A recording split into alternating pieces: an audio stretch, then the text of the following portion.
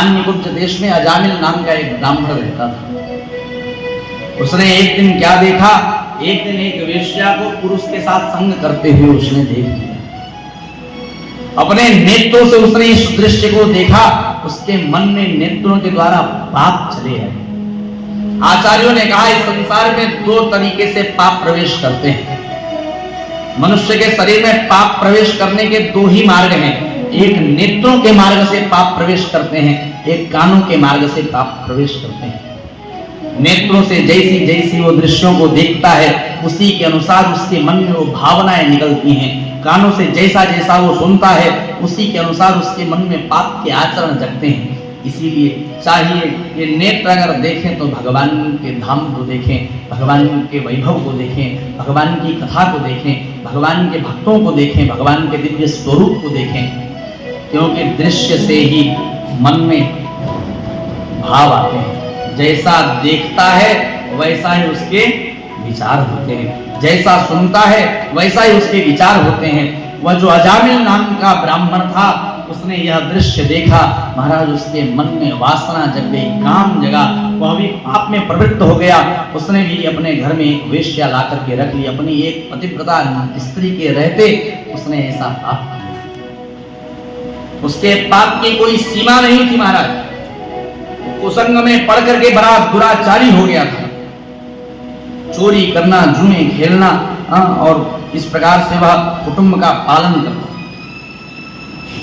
एक दिन क्या हुआ कि उसके घर में कुछ महात्मा जन आए। महात्माओं ने आकर के उसी के घर में विश्राम किया। दैव योग से उस दिन अजामिल बाहर था। जो उनकी अर्धांगिनी थी अजामिल की, उन्होंने बड़ा सम्मान किया है, सत्कार किया है उन ब्राह्मणों का, महात्माओं का। उनको अपने घर का राशन दिया। जब भोजन किया महात्माओं को रात में पता चला कि यह जो अन्न हमने खाया है यह पापाचरण से प्राप्त अन्न है, इस अन्न में शुद्धता नहीं है। इसलिए उन्होंने देखा कि यह पत्नी भी गर्भवती है। तो अगले दिन जब प्रातः काल हुआ, जिस समय महात्मा निकल रहे थे उसी समय अजामिल आ रहा था अपने घर को। जब मिल गया गेट पर ही तो अजामिल से ब्राह्मणों ने कहा कि तुम्हारा कल्याण हो, तुम्हारे घर पे हम रुके हैं आज, कल पूरा रात तुम्हारे घर पे हम शयन किए हैं, तुम हमको धन दक्षिणा नहीं दोगे क्या?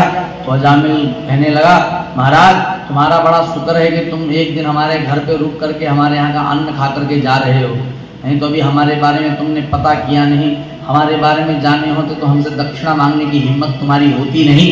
इस प्रकार से जब कहने लगा वो अजामिल, तो ब्राह्मणों को अजामिल पर दया आ गई।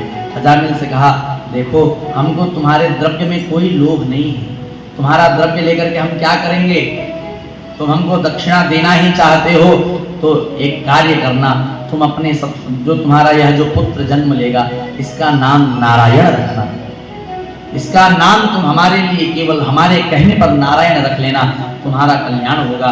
इस प्रकार कह करके वे ऋषि चले गए। इधर जब अपने पुत्र को प्राप्त किया तो उन ऋषियों के कहने के अनुसार उस अजामिल ने अपने छोटे वाले पुत्र का नाम नारायण रखा। अपने उसके 10 पुत्र थे जिसमें सबसे छोटे पुत्र का नाम नारायण था। अपने छोटे पुत्र से बहुत प्रेम करता था अजामिल। खाते पीते उठते बैठते हमेशा यही कहता नारायण आओ मेरे साथ बैठ के भोजन करो, नारायण आओ मेरे साथ तुम सो। इस प्रकार से कहता, अपने पुत्र में बड़ा स्नेह रखता, नारायण की बात को ही सुनता रहता, उसी की तोतली वाणी में प्रसन्न रहता। जहाँ कहीं भी देखने को मिलता तो नारायण की ही क्रीड़ा को देखता। महाराज इस प्रकार से वह अपने पुत्र में स्नेह करता हुआ समय के काल को देख नहीं पाया और काल क्रम बढ़ता गया। महाराज 88 वर्ष की आयु हो गई। महाराज एक दिन उसके ऊपर काल मंडरा पड़ा। जब वह एक दिन लेटा हुआ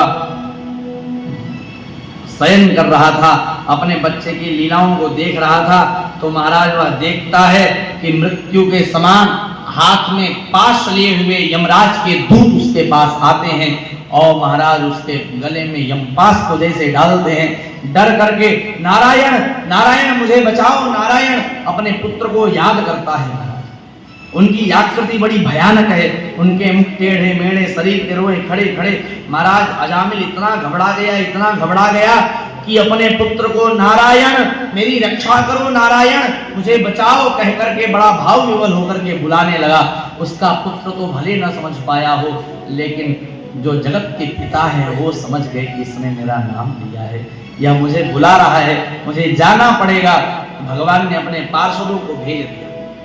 भगवान के पार्षद अजामिल के सामने प्रकट हो गए। यमदूतों ने देखा कि अरे ये अचानक कौन दो तेजस्वी भगवान के समान एकदम दिव्य श्वेतांबर पीतांबर धारण किए हुए महाराज ये दो देवता कहां से प्रकट हो गए। महाराज विष्णु दूतों ने अजामिल के गले से उस यमपास को काट दिया। यमपास को जब छुड़ा दिया तो उन यमदूतों ने कहा, अरे आप लोग कौन हैं? आपने धर्मराज की आज्ञा का उल्लंघन किया है। आपको नहीं पता है कि यमराज की आज्ञा का उल्लंघन करने का क्या परिणाम है। विष्णु दूतों ने कहा, क्या तुम वास्तव में धर्मराज के यहाँ के अधिकारी हो? अगर तुम धर्मराज के यहाँ के अधिकारी हो तो तुमको ज्ञान नहीं है कि तुम्हारे अधिकार में क्या क्या आते हैं, तुम्हारा कहाँ तक अधिकार है, तुमको इसका ज्ञान नहीं है। इस प्रकार से फटकारा, कहा तुमको यह ज्ञान नहीं है कि तुमको दंड देने का विधान कहाँ तक का है, तुम्हारा क्षेत्र कहाँ तक आता है, तुम किन किन को अपने यमपास में लेके जा सकते हो, क्या तुमको यह जानकारी है? इस प्रकार कह करके महाराज फटकार करके भगा दिया। यमराज के जो दूत हैं वो महाराज विष्णु दूतों की फटकार को सुन करके चुपचाप सर को नीचे करके यमपुरी को लौट गए। यमराज के सामने जा करके गिड़गिड़ा करके कहने लगे, महाराज यमदूत ने कहा, महाराज हम आपके वचनों को सुन करके आपके वचनों की आज्ञा को पालन करने के लिए गए थे। कहने लगे यमराज के दूत, कति संतीह शास्तारो जीवलोकस्य वै प्रभो त्रैविध्यं कुर्वतः कर्म फलाभि व्यक्ति हेतवः। कहा, हे प्रभु यहाँ पर कर्मों का फल देने वाले कितने शासक हैं? हमको तो लगता था मनुष्यों के जितने भी कर्म है उसका फल केवल आप देते हैं, लेकिन आपके ऊपर भी कोई दंड का विधान करने वाला है क्या? कह करके पूछने लगे। यमराज ने पूछा, क्या हुआ? उन पापियों ने, उन यमदूतों ने कहा कि हम तो आपके आदेश पर एक पापी को ला रहे थे, लेकिन जब हम उसको खींचने लगे तो वहां पर 4 अद्भुत सिद्ध प्रकट हो गए पार्षद, और उन लोगों ने उस पापी को हमसे छुड़ा दिया। यमराज ने कहा, ऐसा कैसे हो सकता है? यमदूतों ने कहा, हाँ महाराज ऐसा ही हुआ है। जब हमने यमपास उसके गले में डाला तो वह नारायण नारायण कह के चिल्लाने लगा, और जब वह चिल्लाने लगा तो देखते ही देखते वहां 4 सिद्ध पुरुष प्रकट हो गए और उन्होंने उस हमारे यमपास को काट दिया और हमें डांट करके वहां से भगा दिया।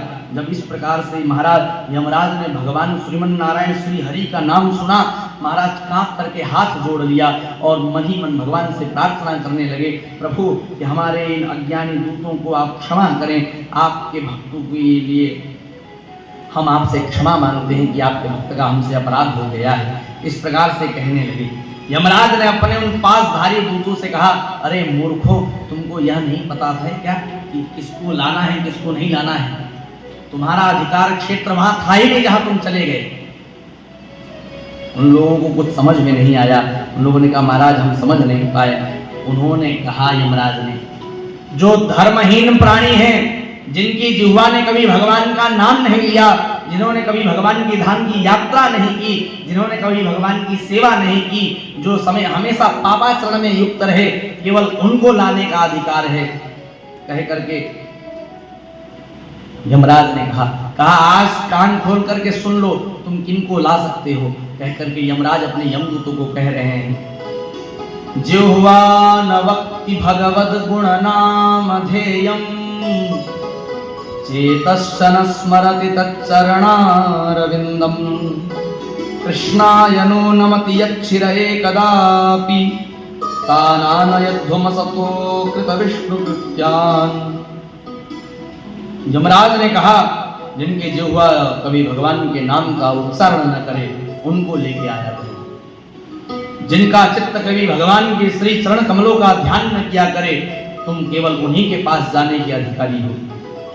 जिनका मस्तक भगवान के श्री चरणों में कभी झुका न करे, उनको लाने का अधिकारी हो। जो भगवान का पूजन इत्यादि नहीं करते, केवल तुम उन्हीं को ला सकते हो। अगर कोई पापी से पापी भी अगर भगवान के नाम का आश्रय लेता है तो उनके आजू बाजू मत भटकना, क्योंकि इस बार तो बच के चले आए, अगली बार भगवान के दंड से नहीं बच पाओगे। इस प्रकार से जब कहा, महाराज यमराज ने अपने दूतों को जब समझाया, भगवान का ध्यान करके अपने दूतों के लिए बार बार क्षमा याचना की। सब्सक्राइब करें इस चैनल को और इस बेल घंटे पर भी क्लिक करें ताकि रोजाना आपको ऐसी वीडियो मिलती रहे।